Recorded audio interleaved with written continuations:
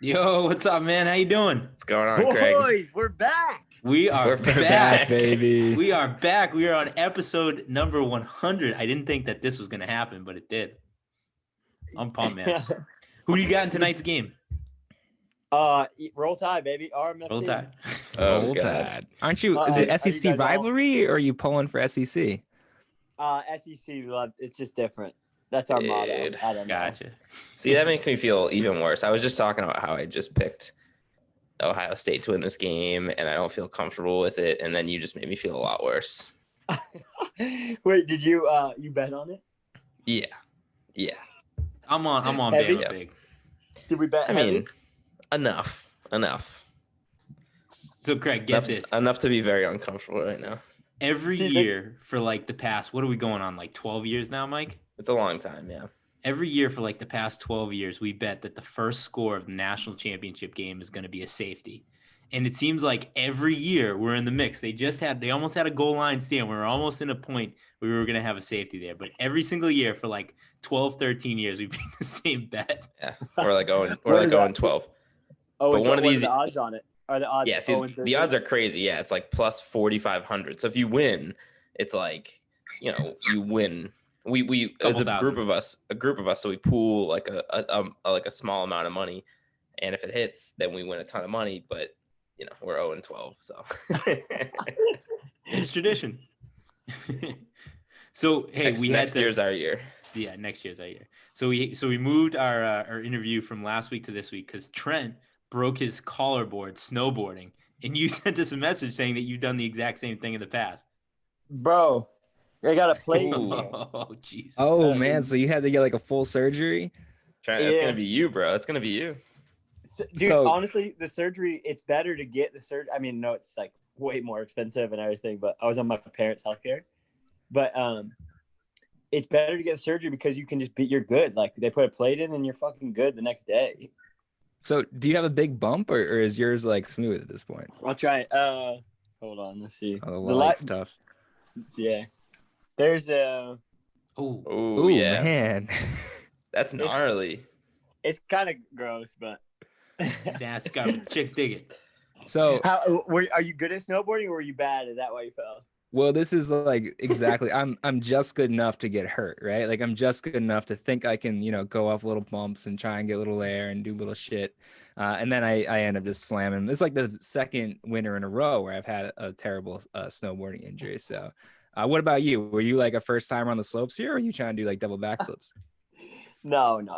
Did you? But I did you get straight up and pretend nothing happened and then ski down and you're like, I'm fucked. That's honestly, yeah. I was like, because with my girlfriend, like, we're fine, Megan, let's go. We get to the bottom and I'm moving it around. I'm like, this doesn't feel good. But the lodge was like a little bit of a walk from the bottom, and there's a lodge at the very top of the hill. So we end up going up the lift again, and then I go to the lodge at the top of the mountain, and I go in there. I take my jacket off. I'm like, fuck, like this shit is broken. So then I had to go down again, just knowing that. So You skied down?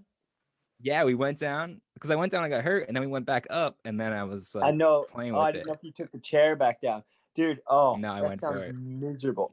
So I broke mine. It was really bad. It was called tenting, like it was about to poke through the skin, Ooh, Jesus ooh. Christ. and I didn't know. So I stood up and I was super embarrassed, and I just like stretched, and I'm like, ooh, something's off, but I'm gonna keep going. Yeah. And got down and sat down, and I'm like, damn, I'm about to pass out. Something's fucked up. And so they had to call ski patrol, and they put me in that thing where you like lay down, and Yeah. on the way down, bro, it's first like 30 meters, a snowboarder sprays and just douses me in snow. So I'm sitting there freezing. And then the dude towing me crashed. What? The dude towing me crashed. So I flipped over and I'm just laying on the side. I can't move my arms or anything. And I'm just like, when is this nightmare going to be over? Talk about being bad at your job. Get injured people at the bottom of the mountain, and you're Well, just crashing. I've seen them go down on like super steep slope, and sometimes it's icy, and I'm always amazed, like, wow, I can't believe those guys never crash, right? It's amazing they never crash, but apparently they do. So have you like been back to the slopes, or is that been it for you? Bro, that's it. It was senior year of college. It was January 1st, my 5th year. Oh. So I Did thought you still have it was over. eligibility? Yeah. I thought my whole running career was over, but I got the surgery, and then they made me wait till the stitches healed, and then I was back. Oh man. The Was your surgeon coach said pissed? 10 weeks out. Yep, coach is so pissed. The surgeon said 10 weeks to no running because this motion would fuck it up. But my the trainer there was like 10 days. You're good. Nice. There's You were nothing running- that makes me feel more like, like secret ops or something like that than going skiing during a college like tracker like season, because like that is the number one thing your coach does not want you doing. So you got to plan it all under the radar, and you gotta be a little bit of a rebel to make it happen. But that's exactly why the coaches don't want us doing that shit. I'm pretty sure it's like in my Nike contract that I'm not allowed to now. Oh damn. There's that and motorcycles. So Probably are you gonna go like as soon as you retire, you're gonna go ride motorcycles and go snowboarding?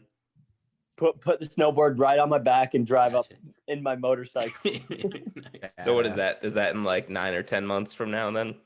Retirement's coming soon, boys. Yeah. We'll be drinking beers on a beach somewhere. That's right. Very nice. Cool, man. So hey, you had a post recently, and I love it, right? You're talking some smack to your fellow runners, just reminding them that the holidays were coming up and that they need to sit at the kids' table while you sat at the adults' table, right?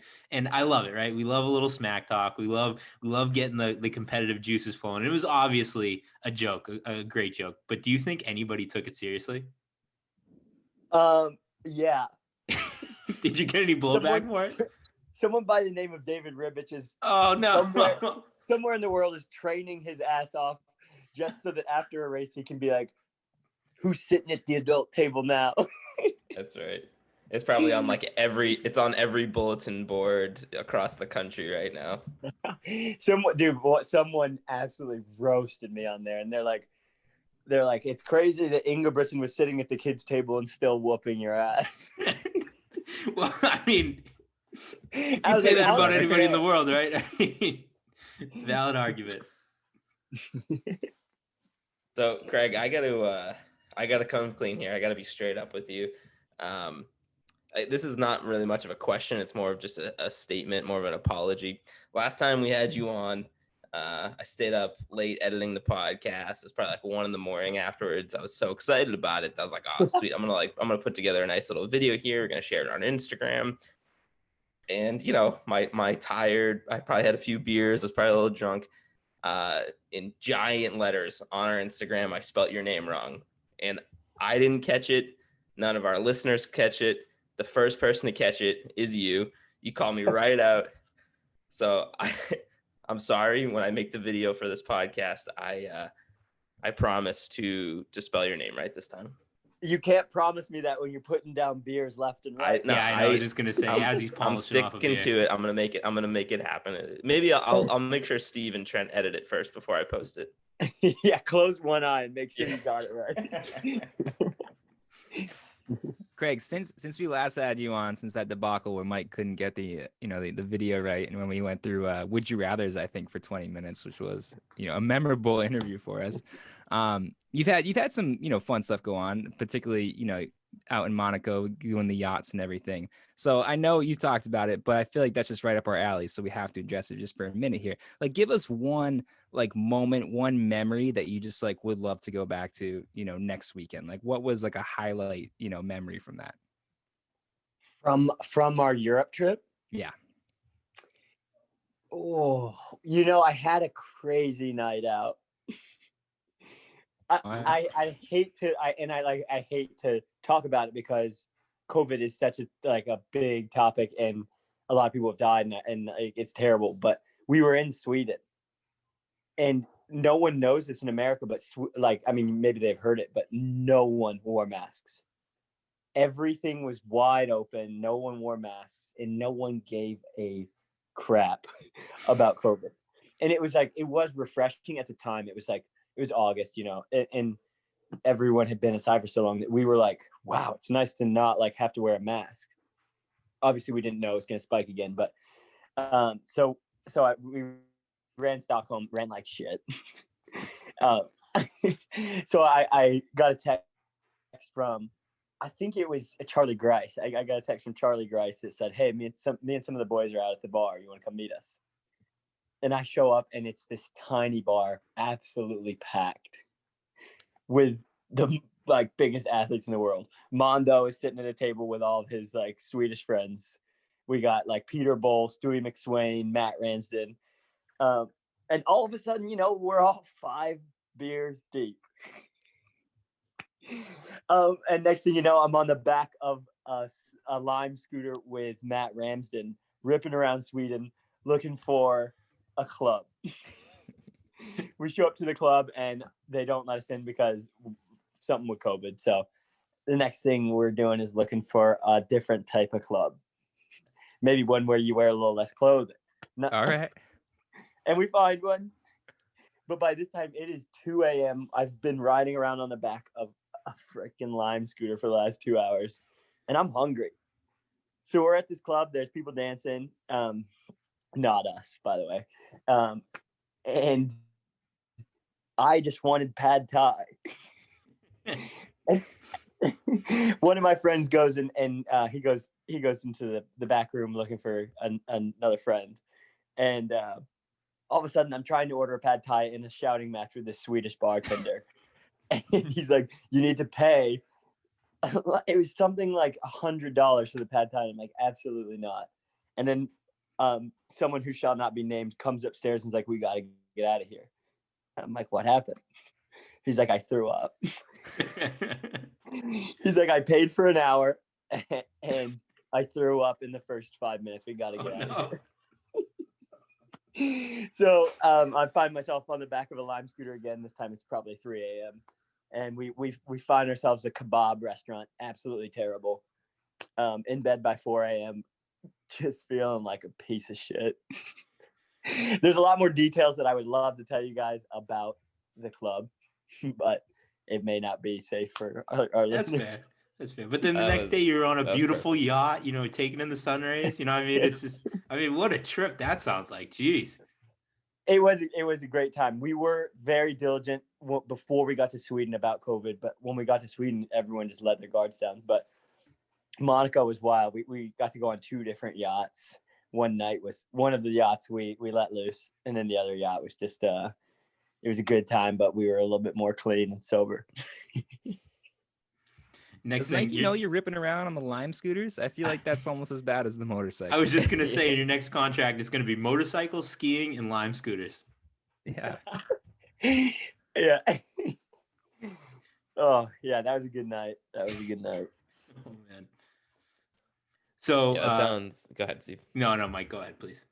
Well, so we kind of talked about this when we had Eric Jenkins on last time, but I kind of wanted to revisit it because he tiptoed around it, and I want to talk a little bit more about it. So there was right around the time we had him on, there was a Instagram post where your coach Pete basically like made a statement, something along the lines of like, we train for races. We're not a time trial team. And to me, that was like a very clear, statement, and maybe a shot at some other teams, around the country.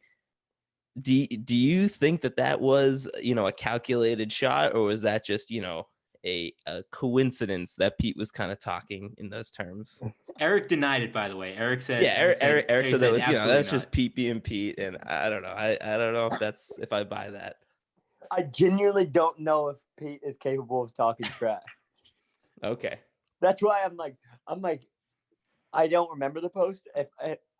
So I don't think he was talking crap, but maybe he was, which would be sweet. All right. So I guess let me ask you a little bit more frank. All right. So is there, like, I know, you're racing against these people, you want to beat them. You're competing for spots on the Olympic team, all that stuff. So obviously you're going to ask if there's coaching beef. Well, is there coaching beef, but is there like legitimate like team beef? You know what I mean? Like, I think that always stems down from the coach. So, I think, it all goes together, but is there a legitimate team beef where there's teams that you when you show up next to a person wearing a certain type of jersey, that you want to beat them a little bit more because they're in that jersey. Here's the thing. Running is such a great sport. It's very inclusive, very fun, anyone can do it, but there's not much rivalries. We're just all too friendly. We're all like, how are you gonna have a rivalry when you're in short shorts? Yeah. You're standing on a line almost naked. I mean, I guess MMA is a little bit more naked and they have big rivalries, but we're a little bit skinnier, a little bit more noodly looking. So people are just gonna laugh. Sure. That's fair. But yeah. But I think maybe lining up next to 10 Man, I have a little bit more fire. I don't know. I don't know how many times I've lined up next to anyone besides Parsons, but there it is right there. I know the thing is, like, I know the answer to that question every single time I've asked it, because I think I've asked it 100 times, a dozen different ways, because we want so badly for there to be like, oh, I hate this guy, F that guy, I hate this team, try and get but the thing is, you're right. Like, we're always going to get that answer. We're always going to get this sport is a little bit different. So, and that's fine, but I'm still going to keep asking the question. When we saw that comment, I mean, I mean, this past year, we're able to see Pete Julian on a different stage. He's kind of like emerging from the shadows a little bit. We get to see, how great of a coach he is. And when you see a little bit of that come out, you're just like, oh, please be real. Please be real. Yeah. It's hard to trash talk when, like, 1 week you could have the best race of your life and then the next week you get stomped by a high schooler and you're like, oh man, I wish I hadn't said all that on Instagram, Yeah, that's fair. No, but I do, like, I know Centro and I are friends, but there is 100% a big rivalry there. But like, it's hard for us to talk like about it publicly because, like, he like 1 week I could beat him and the next week he could beat me, But when we line up next to each other, like, both of us inside we definitely want to beat each other. Well, I mean, it's like bird magic, right? I mean, the classic rivalry, right? And when they're on the court, they want to punch each other's faces in, but off the court, they end up becoming best friends. Like, it's a cool story. So I think you can have like a really cool sports rivalry and not have like both people want to hate each other, right? Yeah. Maybe you guys are getting me inspired to start a rivalry with someone. I mean, if you're going to be done in 9 months, might as well, right? I mean, we got an Olympic year coming up. Let's do it. Who do we go for? Let's just start talking a bunch of trash to Chariot. Yeah. Yeah. I don't know why you'd start there, but I like it. Let's do it. Shoot high, bro. Shoot for the moon. That's right. What is it? Or you kind of called out the Ingebrigtsen brothers earlier. Let's start with them. Yeah, let's do that. I feel like they're a little bit more high profile too. So, we can get that to be like a big news story. But they've got a little bit of weight on me. I think they could knock me out. Yeah, they look pretty goofy. 3-on-1. Yeah. Well, we got your back, right? Yeah. All right. So since the last time we talked, the RV has had a full makeover. Looks like you got a new one. Where is the old RV, and how awesome is this new one? Rest in peace, baby. I sold it. Oh, wow. Never thought I'd see the day. Yeah, that's wild. I got it tattooed on my ass, though. Okay. I wish I could show you, but maybe over some beers also. Yeah, so I bought it for like $3,750 on Craigslist a few years ago, and I had it for I think I had it for 2.5 years and put like 25,000 miles on it. Owned it for 2.5 years, had some great trips, and someone offered me $8,000 for it. Was it like a runner? Was it like a fan?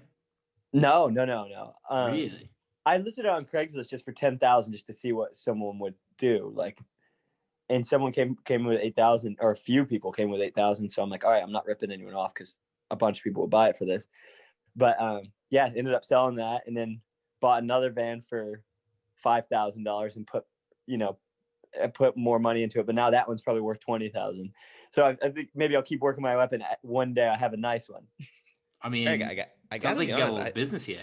Yeah, but I think you, at least in like the running world, which that's not saying much, but still in the running world, you've become a little bit of a celebrity here. I feel like there's some fans out there that would have paid just for the aura of, and you're as much as you are a celebrity, your RV was just as much of a celebrity as you. So I feel like you could have used that to the, I get to own Craig Engels' RV. That could have been a big deal. You might have been able to make a little bit more than 8K. Maybe, but I don't think I'd abuse my position of power that way, And I suppose most of the people who would want to do that are, probably don't even have a driver's license yet. I was gonna say, I don't know. Yeah. Hey, Mom. Have you seen some runners? I don't know if they got more than 8K to their name. Oh man. So, but where have you taken the new van? So currently I'm actually we're in Phoenix. That's not my artwork. We're in Phoenix. I just drove it down here, which was like a 26-hour drive from Portland because I took a few detours. But wait, are we live from the van right now? No, bro. Okay. We're all in a house in Phoenix together. There's 5 of us in here, but I bought it. So I bought it in North Carolina. It was funny. It was actually a running company that was selling it. And the dude selling it to me had no idea about running. He was just like, a warehouse worker. But then the business owner had to sign the title over, and she's like, "Oh wait, you're like the guy with the mullet." And she's like, "Didn't you win the world championships?" And I'm like, "Hell yeah!" I'm like, "I won everything." Just playing into it. So I got it for a great price. Drove it back to Tennessee. This is in the beginning of COVID. And me and Ryan Manahan just fixed it up in 2 weeks. It was crazy. It was like we were working 12 hours a day, fitting in runs here and there. Didn't really care about running at that point. What was the company you bought it from? What is it? What was the running company you bought it from? Do you remember? Oh, shoot. I think it was called Running to Win. Okay. It's like, so the van, it had, it was wrapped. The whole van was wrapped with their label, and they took it off, but it's still there. So when it's in the right light, you can see Running to Win or whatever it's called. I think I'm thinking of something else. Is that a podcast, Running to Win? Not that I know. It's called Start to Finish. Start to finish. But we can't if Running to Win is a podcast, we'll bleep that part out. I'm sorry. Yeah, sorry. So we fixed it up in Tennessee, and then my girlfriend and I drove it all the way back to Oregon. So Craig, how handy are you underneath the hood here? It sounds like you can totally rebuild a car here. Bro, I got on YouTube and abused it. I just learned from all these random people that are for some reason they'll post a video of them cutting a hole in the roof of a Sprinter van. I'm like, who, what? But that's made me think maybe I should start a YouTube channel of renovations. Seriously, yeah. No, some of the stuff people will do, because I've daydreamed about getting some crazy van like that, and you watch some of these shit, and people are sort of fearless too. They're gonna cut a hole in the bottom of their their van, right? And they're gonna wire up a heater to some gas valve or whatever. And it's they just have confidence they're not gonna screw it up. So I don't know how you can just be a beginner and watch those videos and then just do it to your van. So good for you for taking the step there. Thanks, bro. We actually really only had one mistake, and it was cutting the hole in the roof of the van. I got so excited. I pull up to the house where we're renovating it, and I'm like, "Let's do it. Let's start." And I just start cutting a hole and hit a security beam or whatever you call them, a beam that's holding the van up with the saw. And I'm like, "Okay, well, let's reset here." We gotta have Ryan on. I saw you post a lot of videos with him. I saw all the videos renovating. We had a couple shots with him at what's the place in New York that's no longer there anymore? Coogan's. Yeah, we had a good time with him that night. We gotta have him on sometime. Dude, that guy is one of the funnier guys you'll ever meet. So now I know we're joking around, we're talking about what's going on in your life, but I do want to just get into a couple serious running questions before we wrap it up. So, obviously you're on a roll last year. You're one of the top, if not the top runner in your event going into the trials, gets taken away from you. and you have to adjust. There's nothing to do but adjust and just focus on just kind of taking it one day at a time and focusing on the next year. Where are you at right now? Do you think you're in as good a shape as you were last year? Do you think maybe you're better, or do you think maybe you're at a disadvantage? Like, where's your honest take on where you're at right now in your running? Bro, I'm ready. I think I'm Yeah. maybe the fittest I've ever been going into January. So I'm stoked. Yeah. But yeah, that's it. Yeah. Okay. All right. I'm ready to rip some heads off, bro. Let's go. That's pumped. That's what I needed to hear. I just needed to hear that you were ready to roll, ready to crush these trials and head into the Olympics. Yeah. I mean, it sounds like you're in the right headspace, right? Because something I was thinking about is when you're not racing as much, and even when you are racing, it's like a lot of these kind of like, maybe not so serious or like scrap together races. I just don't know how you keep like that, like killer mentality, that like, that kind of in the zone thing that we all know you need, especially when the stakes are this high. So is there anything you've been doing differently to kind of like stay super focused and in the zone and keep that killer mentality going? Yeah, but I kind of like lost a little bit of fire last year. It was not 2019 December. I got super sick, and there's this thing that can happen from COVID called lung fibrosis or whatever, where you cough so much that you scar your lungs. And I don't know if I had COVID. It was December, like, so who knows? But whatever I had, I got lung fibrosis. And indoor, like, we were in Phoenix in 2020, and it was so rough. Indoor was so rough, outdoor was so rough. And then finally, bro, I come around in October this year, and I start getting fit, and like still carrying that on right now. So it was just basically like a year of lag turned my fire back on. And now all I think about is the Olympic trials. Like, it'd be nice to think about the Olympics knowing you're going to go. Some countries have that like freedom or whatever. But for us, it's literally all about the trials, man. And I daily think about beating every single person in 1500 in the United States. And even sometimes I'm like, I get so cocky that I'm like, I'm going to double. I'm going to go in the 800 and I'm going to beat Donovan. So like, I just, this visualization of beating everyone in the United States. I don't care how fit they are, what they've been doing, whatever they say they are, I'm going to beat them. And that's where it's like every night before I go to bed, I think about that. I'm like, I'm going to beat them. Let's go. I'm fired up. And we talk about it. It's something we talk about a lot on this podcast, where it's like, because we break down the sport, and a lot of times we talk about who may have been hurt by this year being pushed back and who may have been helped. But it sounds like this was kind of like a blessing in disguise for you, that this year may have, pushing it back a year may have really helped you out a lot. Yeah, maybe. I mean, like, as soon as I found out the Olympics were canceled, that's when I lost the fire. So if the Olympics had gone on, who knows? But like, it's from like the sickness standpoint, and I don't know. But everything's so set up now. Like, I believe everything happens for a reason, Sure.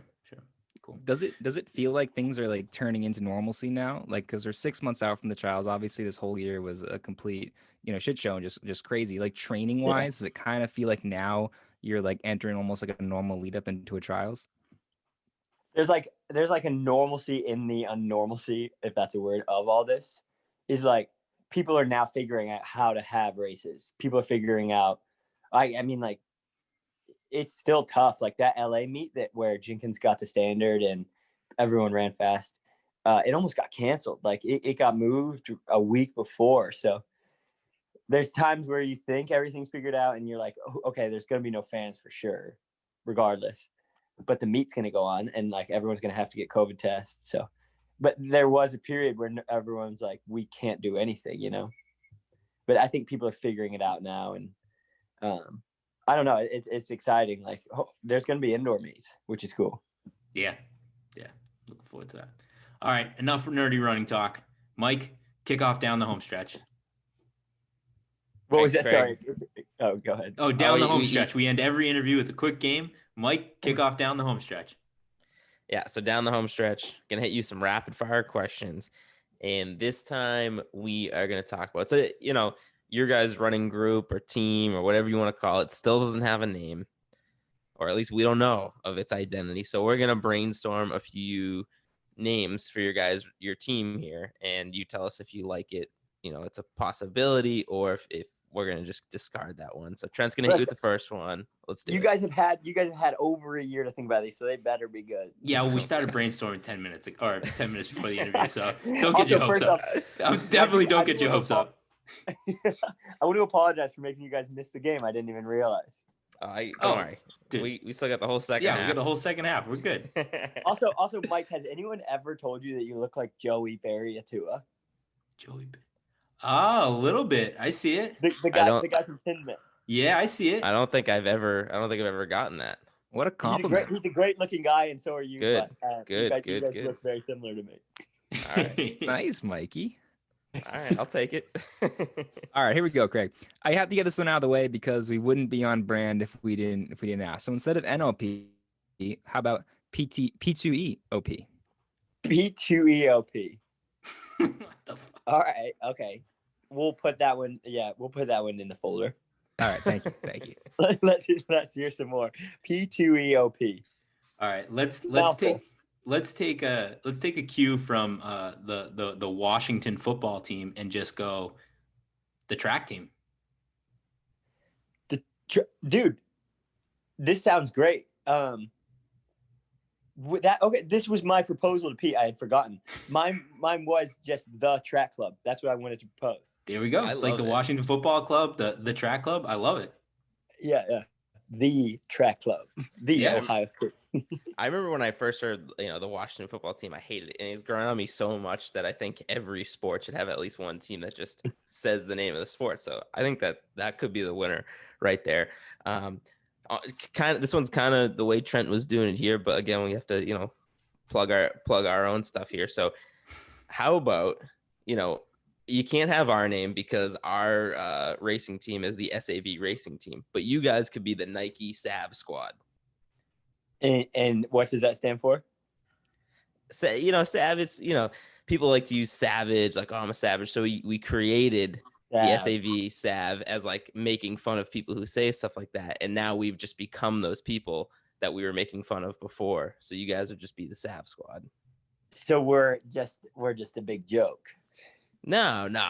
Those kind of people are super cool, man. That's what you should aspire to be. We'll put that one in third place so far.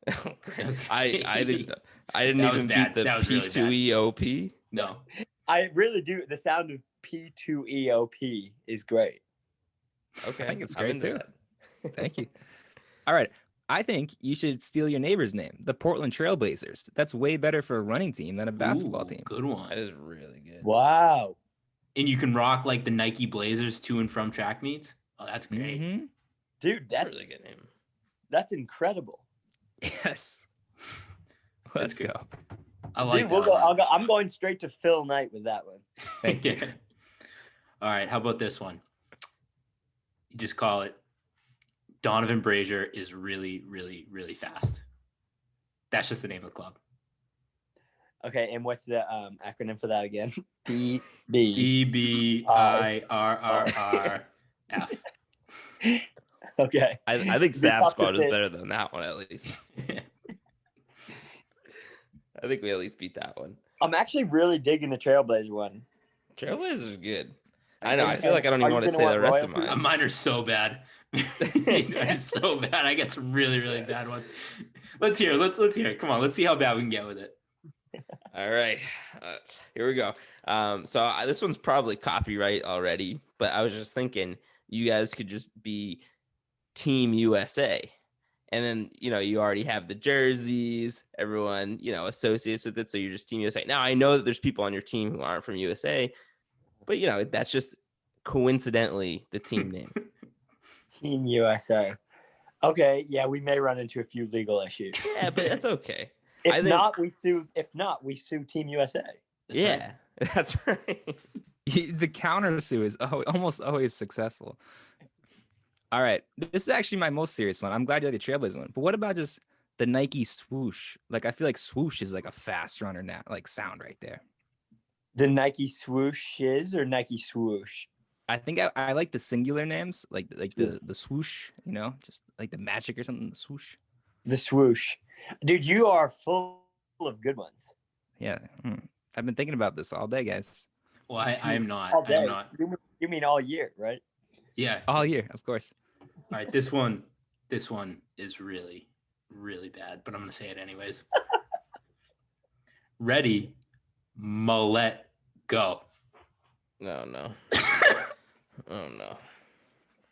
Oh no. Oh no. Go ahead, Mike. Next. I don't think I can. I'm I done. mean, you'd probably sell plenty of merch to the Craig Engels fan club. So that would be good. I think would like Coco have to get a mullet? Yeah, Dog probably. have to get a That's mullet? right. Oh man, my brain is broken from that one. I don't know. So you already gave us your recommendation, right? You said it was so what if we, I was trying to create these rivalries. Like, what if you just started like trolling other teams? Like, you just made your like the Bowerman Running Club and just made your jerseys like pretty much identical to theirs, or you're the Nike Beasts or something like that. That would create a rivalry. Just completely start stealing names. That would actually be funny. We'll be the Bowerman Beasts. The Bowerman Beasts. I love that. Trying to hit him with the last one. If you got any left. All right, let's go with the Rip City TC. RCTC right there. That's good. Dude, you are full of these. I don't know where Nike Rip hired comes this from. guy for marketing. What do we got here? Here we go. Where does Rip come from? Who knows? But I think it sounds cool. Yeah, I don't know why, but the Trailblazers it's called Rip City or something. We may run into some in copyright infringement, but dude, yours are incredible. We'll countersue anybody. Love it. Craig, thank you so much for coming on. As always, this has been a ton of fun. We'll have you on at 150 episodes. How about that? How about 150 every major milestone. Love it. Thank you so much. But sorry I wasn't crushing beers. I just moved into the house today and I didn't get a chance to buy a 30 rack yet. It's all right. Next time. There's always next time. And as soon as COVID's over, maybe we can have a couple of beers in person. One day, dude. One day we're gonna meet each other. 100%. Greg, dude, seriously, man, we appreciate you. This is the third time you've been on, so appreciate you taking the time to carve us out. Of course, you guys are. I can't say my favorite because people would be mad at me, but you guys are my favorite. Well, this part won't make the podcast, so you can say it. I promise we won't clip it and put it in a video. Yeah, you guys definitely make it the easiest podcast, man. It's awesome. Yeah, thank you. That means a lot.